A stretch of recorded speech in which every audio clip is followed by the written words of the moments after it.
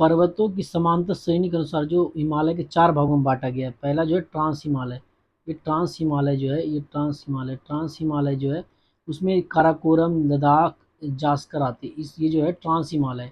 और दूसरा जो है सर्वोच्च या बृहद हिमालय जिसको बोलते हैं, जिसमें एवरेस्ट भी आता है। एवरेस्ट देखिए कहाँ पर होगा, यहीं पर कहीं होगा, यहीं पे आसपास होगा, ठीक है। एवरेस्ट भी आता है इसमें, कंचनजंगा भी आता है। एवरेस्ट ये हुआ। ये जो है दूसरा जो है ये जो है ये आता है दूसरा में।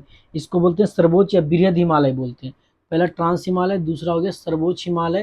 ट्रांस हिमालय में काराकोरम, लद्दाख, जास्कर की श्रेणी आता है। इसमें जो आता है इसमें ये दूसरा में है बृहद हिमालय, सर्वोच्च हिमालय, इसमें नंगा पर्वत भी आता है। नंगा पर्वत किधर है, देखिए नंगा पर्वत को दिखाने की कोशिश करते हैं। नंगा पर्वत, नंदा देवी भी है इसमें, नंदा देवी भी है, नंगा पर्वत है, धौलागिरी भी है, कंचनजंगा है, सॉरी कंचनजंगा है, कंचनजंग कंचनजंगा, एवरेस्ट, धौलागिरी भी इसमें है, अन्नपूर्णा भी है, अन्नपूर्णा भी आता है इसमें, मकालू जिसको बोलते हैं वो भी आता है इसमें। तो ये बृहद बृहद हिमालय के भाग में आते हैं सब, बृहद हिमालय। और ट्रांस हिमालय जान गए। और एक तीसरा जो है इसको बोलते हैं, तीसरा को बोलते हैं लघु हिमालय या मध्य हिमालय। इसमें जो जनरली मुख्य रूप से पीर पंजाल, धौलाधर ये सब रेंज आते हैं, मसूरी वगैरह महाभारत श्रेणी आते हैं।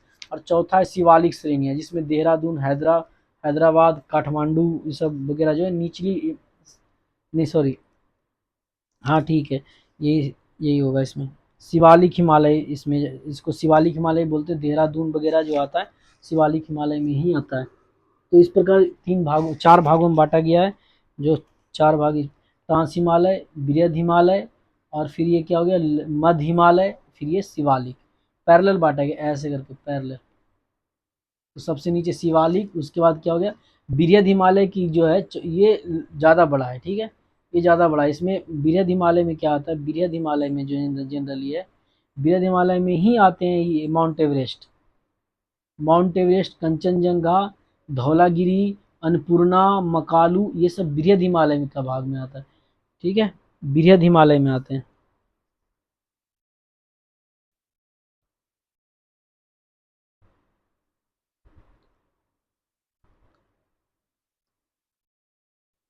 माउंट एवरेस्ट, इसकी जो पर्वतों की जो ऊंचाई है ना, 6,000 मिनिमम, मतलब कि ऑन एन एवरेज 6,000 मीटर ऊंचाई इसकी पर्वतें हैं। और सबसे नीचा जो आता है नीचे, ये जो है देहरादून, सबसे बड़ा दून बोला जाता है। हरिद्वार, द्वार दून ये सब जो जितना आते हैं निचली भाग में होते हैं। काठमांडू घाटी जो है इसी भाग में पाए जाते हैं, इसी भाग में है, शिवालिक में। और ये पीर पंजाल, धौलाधर ये सब हिमाचल, ये लघु श्रेणी में, ये मध्य श्रेणी भी बोलते हैं इसको, मध्य श्रेणी या लघु श्रेणी भी बोलते हैं। इसको बोलते हैं ट्रांस श्रेणी बोलते हैं, इसको बृहद श्रेणी बोलते हैं, इसको शिवालिक बोलते हैं। इस प्रकार बांटा गया है। तो हम एक बार पर्वतों को फिर से देख लेते हैं कि कौन कौन से पर्वत आते हैं। तो ट्रांस हिमालय में कौन कौन से पर्वत आते हैं, काराकोरम, लद्दाख, जास्कर, ये हो गया ट्रांस हिमालय में आते हैं ये सब, ठीक है। और लघु या मध्य हिमालय, इसको धौलाधर बोलते हैं। और पीर पंजाल ये सब क्या है, लघु हिमालय में आते हैं। धौलाधर या पीर पंजाल ये सब लघु हिमालय में आते हैं।